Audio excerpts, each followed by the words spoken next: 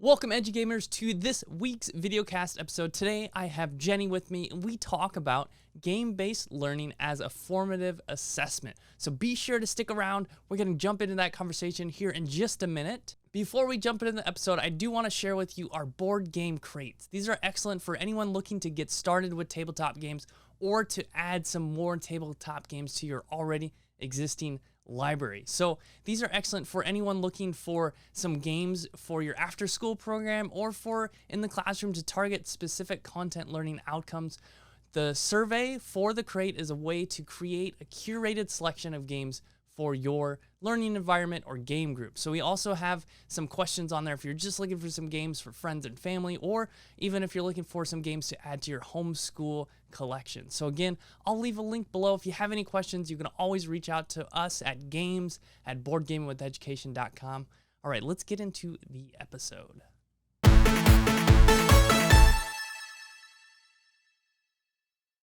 Welcome to another episode of Board Game with Education. Super excited to be joined by Jenny Varrichio. Did I pronounce that right? Now I'm kind of doubting myself. Varrichio. Oh, yeah, man. no worries.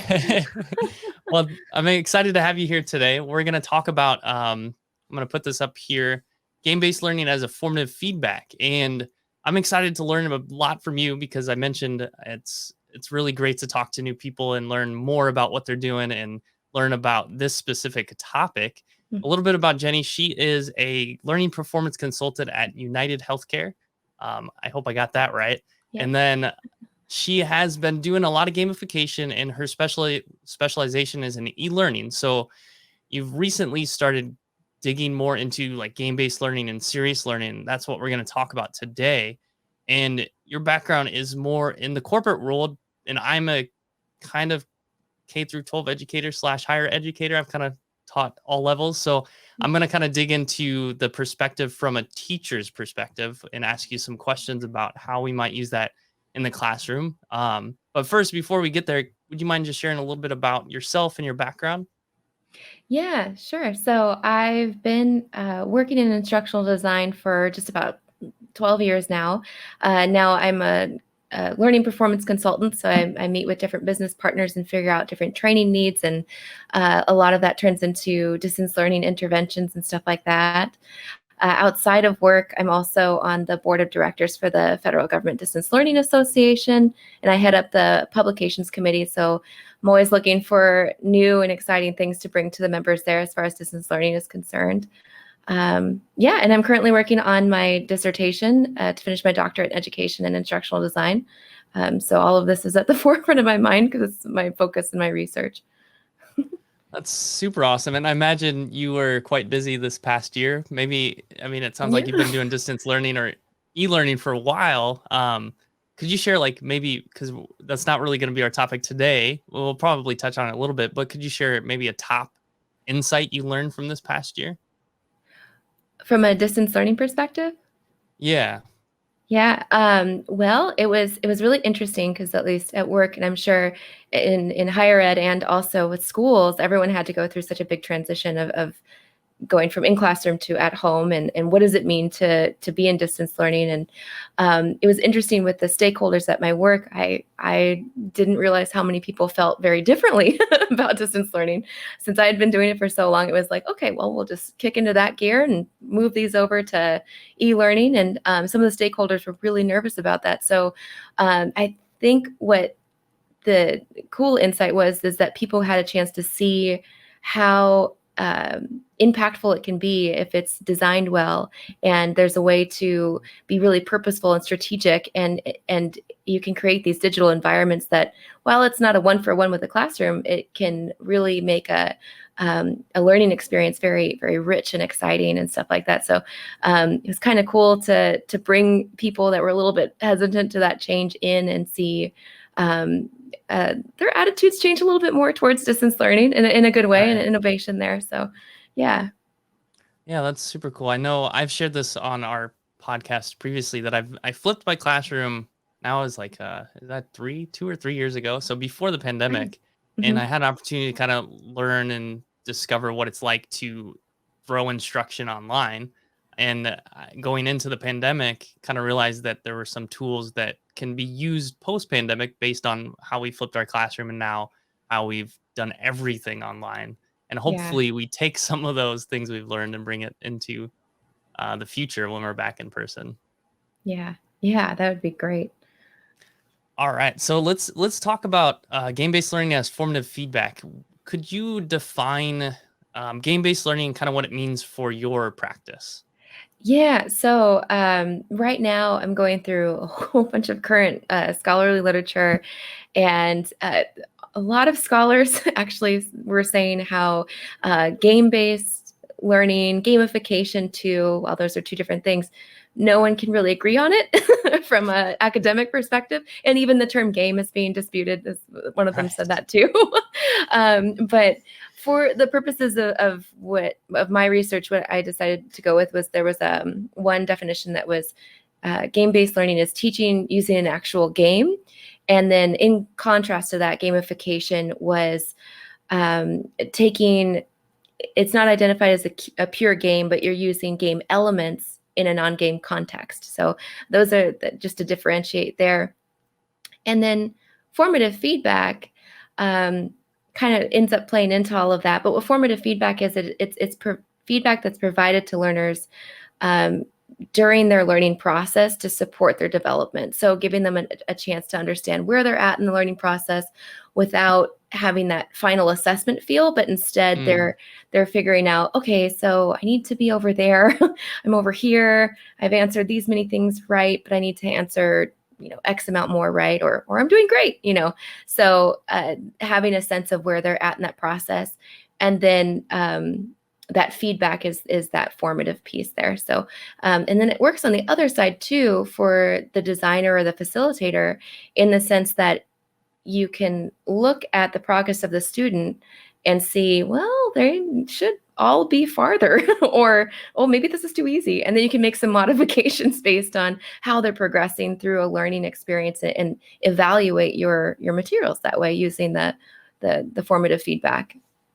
right, right. And that's, I mean, I'm excited to kind of talk about some examples and different things you've seen in your research because I think when anyone that's used games or played games know that games are really good at making things just not too difficult and not too easy, right? It's Hmm. right in the is the zone of proximal development and Yeah. learning terminology, right? We're right in our best area for learning.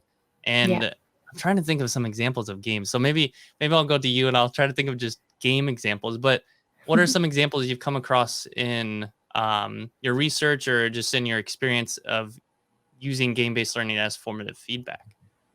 Yeah. So with formative feedback, there's all these different, I found a bunch of different, at least in research, a bunch of different formative activities that are made up of all these different kinds of elements and mechanics to provide the learner with some insight into how they're doing in their progress during a lesson. And in my study right now, there were 15 participants. They were international, and uh, there were 34 different game elements that were mentioned as being tied to formative activities, or formative game-based activities, which was great because I was finding in the research, there was a lot of researchers saying, we need something besides points, badges, and leaderboards Mm, to talk about as far as like formative elements to let people know how they're doing. So this was cool to see that go beyond, those the points, badges, and leaderboards. The top three elements were narrative. Points were mm, number two, and then levels was number three, and then just to throw in number four was maps and regions, because I thought that was kind of interesting how people were yeah. building maps, and then learners were able to see where they were at, and have that kind of sense of progression, and self-assessment based on where they were in Right. the map. So Yeah. as an example.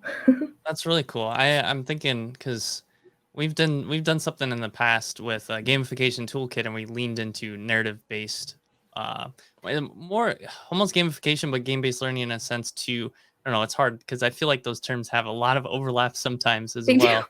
Yeah. Um, but Yeah, because they advance in the story, and as they advance in the story, they're completing activities related to language learning.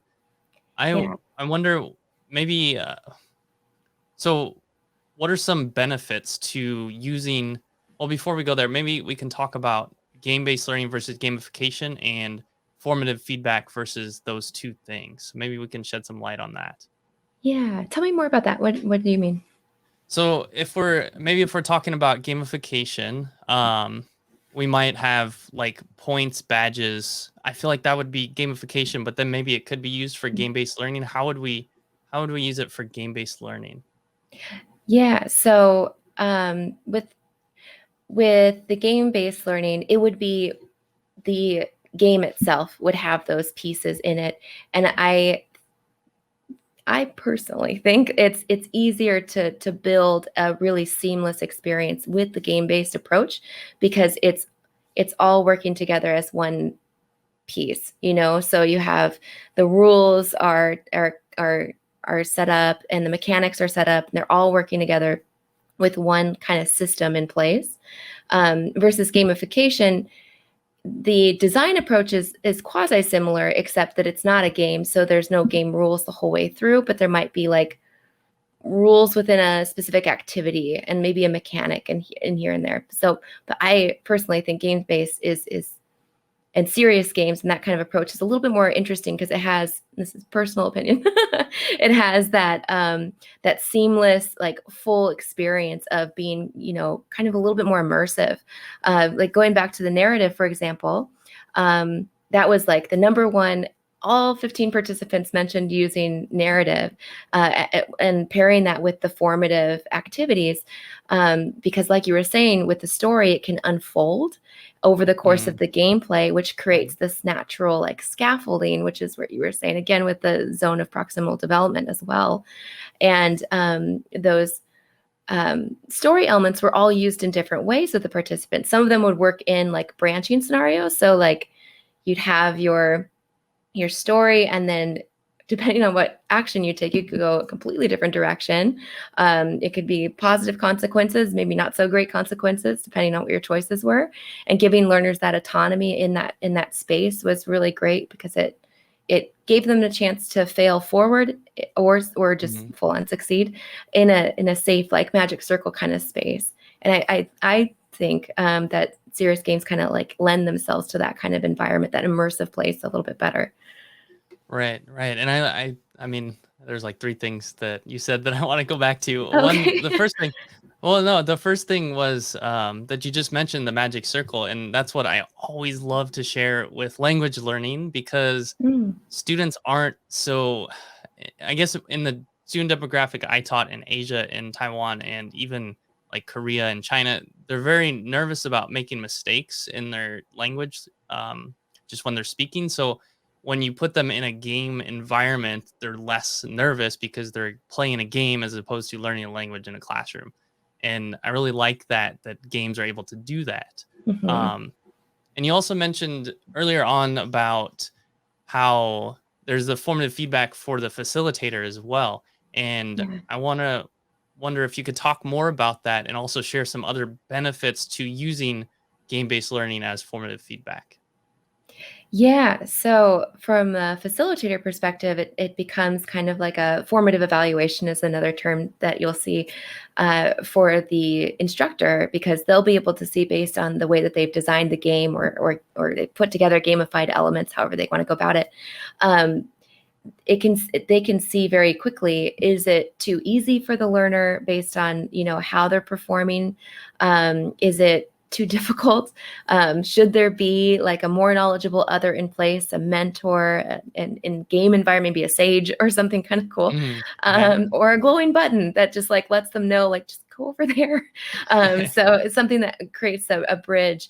Or is there more intervention that's needed? So having a sense of, you know, how you want the learner to perform from the beginning and what their journey would be like and prototyping that and iterating on it is really important, and using those feedback points to determine like, hey, how's it really going with the learner progress? Are they right where they should be? Is there something that's a little off? That kind of thing.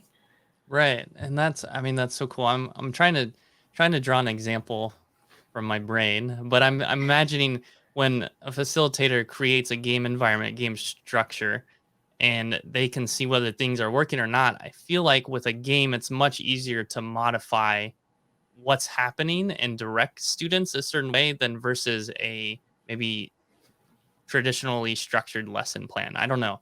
Or activity. I don't know. I'm trying to think of an example. I can't come with an example, so maybe not. I don't know. It's so true though, because most of the participants I talked to, well, all of them were iterative in their design approach because of that same thing. Because there's always like some kind of hole, or and a lot of people Right. would say the learners, they will figure out a way to break something. Like no problem. They will figure out a way, no matter how much you play test, that someone's gonna figure out something that you just didn't see coming, and which is great because then you can figure out, okay, where can I enhance this? How can I make it stronger? Is there a cognitive dissonance at some point in this game that I can, tweak and enhance? So yeah. Yeah, I've had a few teachers on the podcast that have play tested their games with Mhm. their students and say students are excellent play testers. Yep. I Cool. agree. So we talked about some benefits. What are some challenges or some pitfalls or Yeah. drawbacks, or is there anything negative about using game-based learning as formative feedback? Maybe not negative, but it's like planning items. I would Mm, say, just so you can prep yourself if you're interested in pursuing it and trying things out with your class. It takes time to plan. So give yourself time, be nice to yourself. And then also uh, get out there and explore, see what people are doing. There is a lot of innovation out there, and a lot of people are sharing. I think part of it is because this is all so new in the learning space mm, as far as the history of education goes. And there's a lot of people that are out there sharing online and LinkedIn and all that. So exploring, and then the fun part I think is play games, play board games, and figure out what do I like about these different games. So what do I like about chess? What do I like about, thinking about it from a different perspective as a designer, and how you can implement those things that you like into the game. And then also consider that you might have a little bit of bias in your design, so they might not all like it. So just be aware of mm. that. Um, but yeah, so iteration, give yourself time, explore. I think those are some challenges, but also they're kind of fun challenges. Yeah, yeah, Yeah. right. I mean, I enjoy the design process a lot. Like that's one Yeah. of my favorite things, is the design process and then watching it implemented in my classroom and seeing how students receive it. Mhm. Um, and just to echo something that you made me think about is how I give myself time. I didn't realize this before until now, is like I usually when I taught in Asia, this winter time was a huge break too, as well as the summer. So we had two big breaks in Oh. the year. Yeah, I mean the summer wasn't as big as it is in the U.S., but it's still a pretty big time. I would plan a lot or do a good chunk of planning early on, so I have that there. And then one thing that we talk about with game design and even lesson planning is iterating. And then that way Yeah. I'm at least able to have something down on paper and iterate on it throughout the summer, throughout the winter, and kind of finally when we get towards the semester, I kind of plug away and get it ready to go. But yeah, that's a Nice. really good point. I think it takes a lot of time. I mean, you can't do it the week before your lesson, right? No, don't stress yourself out. Yeah. Yeah. Yeah. Cool. So what are I guess maybe before the last topic we can talk about is what are some things that game-based learning as formative feedback can do that maybe other traditional learning environments cannot do? Yeah, so I think that's still, like, being discovered as we speak in literature, and but one of the a couple big things that I've found so far, in looking at what's out there is, it has that ability to create that safe space to fail forward, like we were talking about, Mm, to a point, like what you were saying. People aren't afraid to fail, so they're actually taking that formative feedback, they're trying again. There's games can help provide this intrinsic motivation when they're designed well, so that people continue on with like repetitive tasks, which would be really, really boring outside of a game. But I was thinking of this is a terrible example, but I was thinking of Candy Crush, not to throw myself under the bus here, but I used to play it a lot, Mm, or Angry Birds too. And it's like you're yeah. repeating the same thing over and over again, but there's this impetus to get to the next level or to see, well, what happens when I win this, or what if, and there's the satisfaction of an Angry Birds, that all the pigs going everywhere and everyone all the stuff being demolished, Right. and getting points and rewards for that. So that kind of gameplay can help build motivation to do those kinds of repetitive tasks, which was wonderful because there's a lot of research that's finding people are over learning, which is a really funny term Mm, because it just means they're spending tons of time in these courses because they just enjoy being in them and they're motivated by the environment and they're over practicing, which isn't a bad thing. yeah, that's But interesting. Wow. yeah, been really cool to think about that we can create a learning experience that would cause people to be really excited to stay in it for, Right, right. more than they need to. Yeah, right, right. That's like the teacher dream right there. Yeah, yeah, exactly. I was like, we need to learn more about this for sure. So, Cool. Yeah, I kind of think about just personal experience. You mentioned Angry Birds and Candy Crush. I've been playing a game, and I don't know if this applies to teaching or if there's anything to take away from it. But one thing, I taught a course this past semester called Among Us Behavior in Games, Human mm, Behavior in Games. mhm. And one of the lessons that I did was creating healthy relationships with games. And doing some small research before is that one thing to pay attention to is when you're playing a game and you're no longer enjoying it. And I realize I Mm. get to that point with mobile games, um, because they know how to tap into that pay to play aspect of it. Ugh, yeah, Yeah, yeah. so Mhm. it's like I'm just playing because I want to get further on. I could just pay $10 and I'm further on, or I Yeah. could just play this game and not enjoy it. And then I'm finally like, all right, I have to delete this app and Yeah. move on to a different Mhm. game. I don't know if there's anything to take away there for teaching, but yeah, something to Yeah. pay attention to. Yeah, I think so, that getting, when is it unhealthy grinding versus, Mm, actual, like, beneficial practice for the learners. Yeah, I think that's something right. as we learn more about how to implement these things that we should keep in mind to make sure that our learners are truly benefiting. Right. Mhm. Yeah. And that reminds me of something. Have you heard of Classcraft in your research at all? Yes, yeah, some of my So participants used it. okay, cool. Yeah. I have a friend who his high school students, he used it in a high school, and this was probably like 4 or 5 years ago. And Mhm. he says that he still gets like notifications of one of his students like changing his character. I'm like, that's cool that stuck Mhm. with him, but is that like, I don't know if that's super like healthy, right? Like, Yeah, well, does why it does that still matter? I don't know. It's yeah, does it interesting. tie to the learning objective anymore, or Right, what is it? right, right. Cool. All right. So before we move into our game, do you have any last words of advice or anything that we didn't cover that you'd want to share before we transition into concept? Yeah, so I'm just taking advice that actually my participants gave me that I've been putting to action, and it's been wonderful. So I want to share it with everyone. Awesome. Um, Explore this stuff. Start small and try things, and play more Mm, games, and find communities where people will play test your experiments or your right. prototypes, because you'll learn from the communities, and you'll just grow as an educator. So I highly recommend it. I've been giving it a try for the last like 3 months, and it's been absolutely wonderful. So yeah. Yeah, and that's awesome. That's definitely always my number one words of advice. The one part about playing more games because Mhm. I've been able to implement so many things through having played some games before. I wouldn't been able to Yeah. do some of this stuff. Yeah. Yeah, I agree. And speaking of games, we're gonna play a game. Great. So we're gonna play Concept. All right, so we're gonna play Concept. I stole my wife's account, and this is my account on Board Game Arena. This is a online website where you can play games for free.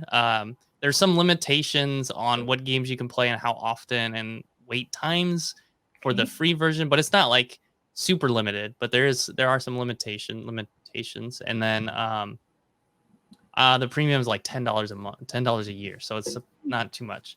Mm. But we're gonna try this out. All right, so we're gonna play Concept, and in the game, I'm going to give you a main concept with an exclamation point. So, as an example, I shared this just a minute ago, but I'm sharing again for anyone watching is if my word is milk, the main concept I would do is an exclamation point for food. And I would have two things that are related to that concept. And I might do liquid and white. So then it would be a food main concept. It's liquid, it's white. So we would hopefully guess it's milk. So I'm going to choose my word now, and I'm going to. Oh my goodness, these are tough words. I'll give it a Oh my try. goodness, even the easiest one's kind of hard. All right, so you can see on your screen, the main concept is going to be person, Okay. and the Right. thing concept is going to be, I don't know. Um, Mechanical, industrial, and another sub thing is rock mineral. So I'll put the so this one means it's a person, family, or group. This one means it's mechanical, industrial. This one means it's a rock, mineral, or hard. And the last concept I'm going to do is black. So that is my concept.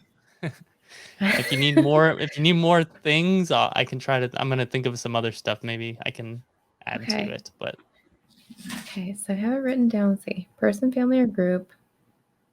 Mechanical or industrial. Rock or mineral. And it's black. Okay. I'm gonna add one more, and it's gonna be inside. It's inside. Hope that helps. It wrote it down. I was thinking of outside things, so that does help. Okay. Inside. I'm trying to see if I can figure out something else to add here. Ooh, I'm gonna add another one. Oh, I gotta add it on this screen. It's a profession. So what is this one? This one means work, profession, or craft. Oh.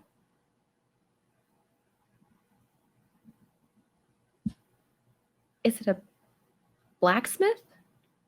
Close. You're on the right track. Okay. So yeah, that's close. Let me see if I can add another clue. I might be able to add another one. So Sorry, and I'm pretty sure clues. I should probably double check the rules, but last time I remember checking, I can just continue adding whatever I want, taking away whatever I want until you guess it. Oh, okay. Okay. So I'm gonna try to add something else if I can. Maybe. Writing all these down as I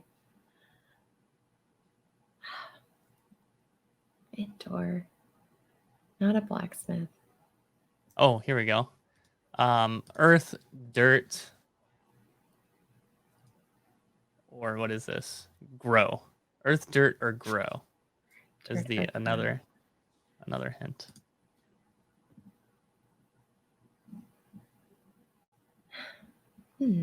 Oh, another one. I'm gonna add another one. I think these help. I hope they're not making it harder. No, it's This fine. one is metal. Metal.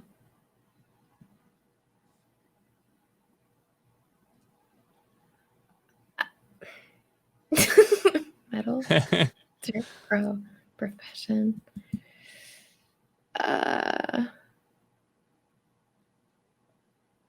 I'm seeing if I can get another one here. So this is what we got. Person, family, group, industrial, mechanical, rock, mineral, hard, black, inside, eternal, work, profession, craft, earth, dirt, grow, and metal. I'm going to take away black. Or no, I'm going to add. Is that what I think it is? It's yellow. Yeah, I'm gonna add yellow, and I'm gonna Okay. add silver. Yellow, silver, black. Okay. It's tied to a profession. It's inside. Um, I don't think I can add anything else without making it without taking us off the track, maybe. um, so I'm guessing it's not a construction worker then. No, but I think it's closer than blacksmith. Okay. It's more modern. Um, mechanical engineer. I don't know why that's black, yellow, and silver Close. How though. about Okay. I'll give a hint that's not on the game. It starts with an M. It starts with an M. If we maybe I'll M as in Mary. yeah. Okay. Machinist. Oh, that's closer. You're getting closer and closer. So I Um, I'll just say it unless you really want to keep going. okay, one more guess. Okay. Mechanic. Oh, close. Okay. Minor. Oh, a minor. Okay. I see. Yeah. Black, That was yellow, hard. That was like silver. the easiest one. The other ones on the thing, and normally they're not that tough, because the Oh. easy category's pretty easy. The other one was like prisoner, and then there was like Poseidon. I don't remember the other ones. I didn't even look at the other ones. But yeah, That's so that's fun. concept. Cool. That was really fun. Awesome. Awesome. All right. Well, Jenny, thank you again for coming on the Board Game with Yeah. Education videocast. If anyone wants to reach out to you, where might they find you? LinkedIn at Jenny Varrichio. So, Perfect. Perfect. And you mentioned you have some links you're willing to share with us as far as your research too. So I'm excited to share those with our group, our yeah. community. Yeah. So I'll link out all of the literature that I was kind of referring to, and it's all available on Google Scholar. You should be able to access it. Some of them are probably paid for articles, other ones may be Mhm. public. So just a heads up there, but I'll share anyway, just in case you're curious to start diving in. Awesome. So thank Mhm. you so much. And I know I Yeah. learned a lot. So I hope anyone in our community also learned a lot. And hopefully we can have you on again soon. Okay, I'd like that. Yeah, thanks for having me. Thank you for checking out this week's episode of our video cast. Next week, we will actually be on a break. We're going to be on a break for the next 3 weeks. That has to do with us taking a break. My wife and I this is our anniversary coming up, and also my birthday, and it's the 4th of July. So we're going to take a 3-week break from content. I have some other things that I really need to focus on as far as Board Game with Education goes as well. So I'm going to be focusing on that a lot. So you can still keep in touch with us on our social media, Facebook, Instagram, or Twitter, or you can sign up for a newsletter at boardgamewitheducation.com. You need to scroll down just a little bit to find that newsletter sign up. You can sign up there and you get all our updates through that. We'll be sending out the newsletter for the next 2 weeks. We'll be taking a break from the newsletter for 1 week as well. But again, thank you for being a part of our community, and we'll be back with a new videocast episode in 3 weeks.